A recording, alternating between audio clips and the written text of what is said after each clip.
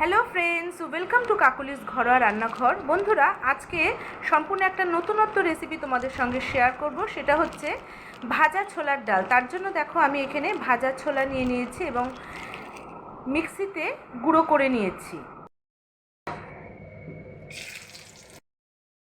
ফোড়নে গোটা গরম মশলা, গোটা জিরে এবং শুকনো লঙ্কা দিয়ে ভালো করে ভেজে নিয়েছি। এখন দিয়ে দেব আদা, কাঁচা লঙ্কা এবং জিরে পেস্ট, আর দিয়ে দেব কাশ্মীরি লঙ্কা গুঁড়ো সুন্দর কালারের জন্য। দিয়ে দেব নারকেল কুড়ো।